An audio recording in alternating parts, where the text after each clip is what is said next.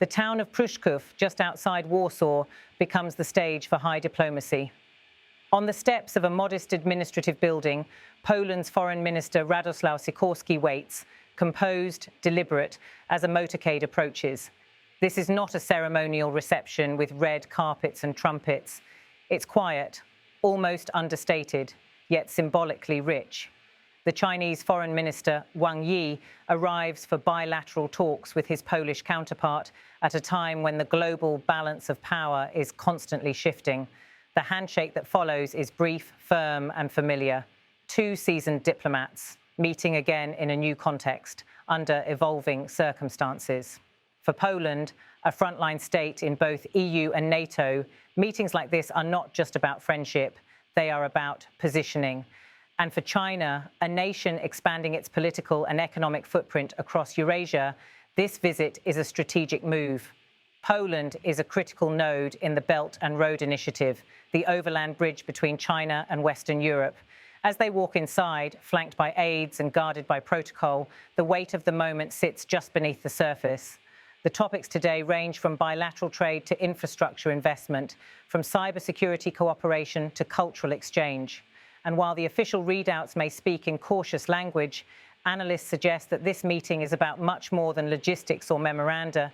It's about trust, influence, and leverage. To understand the importance of this moment, we must go back through decades of diplomacy between Warsaw and Beijing. Poland recognized the People's Republic of China in 1949, making it one of the earliest non-communist nations to do so. But it wasn't until the 21st century that the relationship began to deepen beyond symbolic gestures. In recent years, the Belt and Road Initiative, China's global infrastructure strategy, has offered new opportunities for Central and Eastern European countries. Poland, with its strategic location and robust logistics sector, quickly emerged as a natural partner. Trains from Chengdu, Chongqing, and Xi'an now regularly pass through Polish terminals en route to Germany, France, and beyond. Investment in logistics hubs, special economic zones, and digital infrastructure has followed. Yet with opportunity comes complexity. Poland remains firmly embedded in the European Union and NATO, alliances that are increasingly cautious of China's global ambitions. From 5G infrastructure to academic partnerships, Warsaw has found itself walking a diplomatic tightrope, welcoming investment while managing skepticism from Brussels and Washington. Today's meeting reflects that careful balancing act. Sources close to the Polish Foreign Ministry say that today's agenda includes discussion of trade flows, particularly agricultural exports from Poland to China, as well as cooperation in high-tech industries, student exchanges, and security protocols for digital infrastructure. Energy policy is also expected to feature prominently.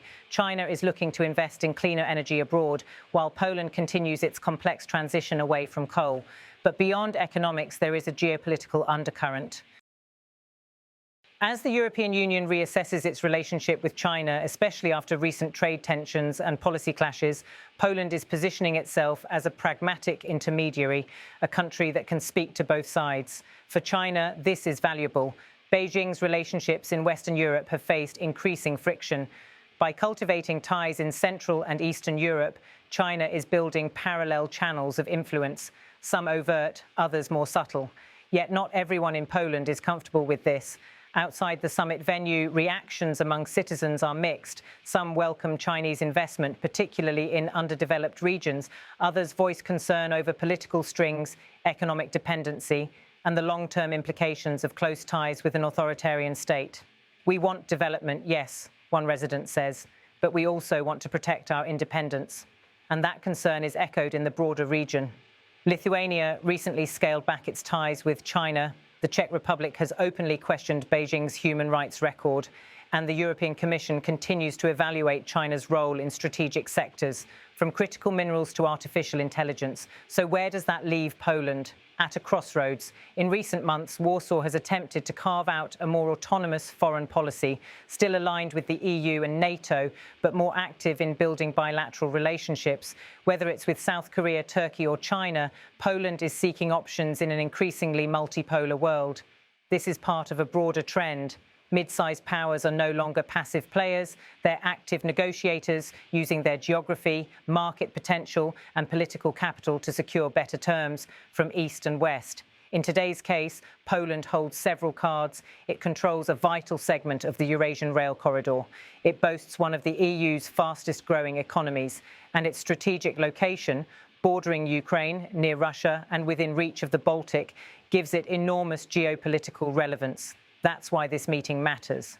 While the cameras inside capture smiles and signatures, the real significance lies in what comes next: follow-up delegations, draft agreements, infrastructure tenders, cultural exchanges, academic partnerships. Each step deepens the relationship or tests its limits. In Brussels, officials are watching closely. Poland's outreach to China will not go unnoticed, especially if it begins to diverge from EU strategy.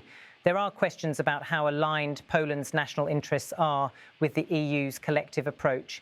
In Washington, there is similar scrutiny. The US views Chinese engagement with NATO allies through a security lens. Infrastructure deals could have ripple effects for military logistics, digital networks and regional influence. But from Poland's perspective, maintaining strategic autonomy means keeping channels open with all partners. This is a return to realpolitik.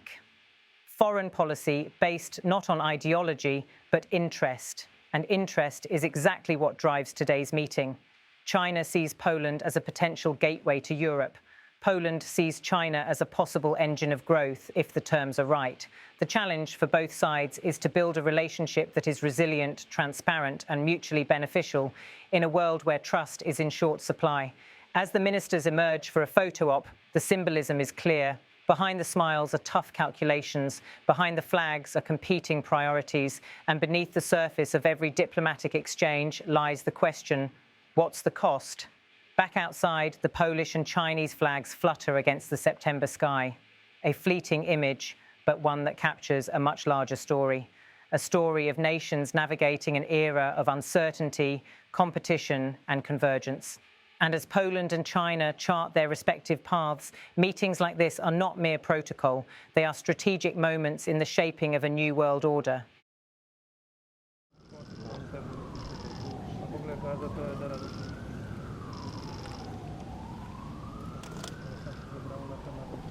Właśnie zapytać może. No nie pokazali replaya, no.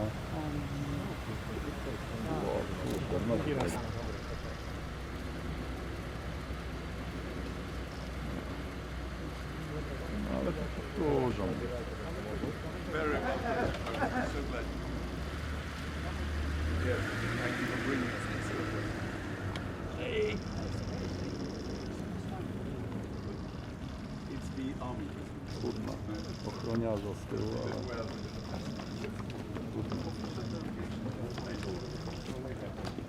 Nie ma lepiej, nie? Dobra. Byłem o motyle jeszcze faktycznie, ale to zrobili nie bez powodu, bo tam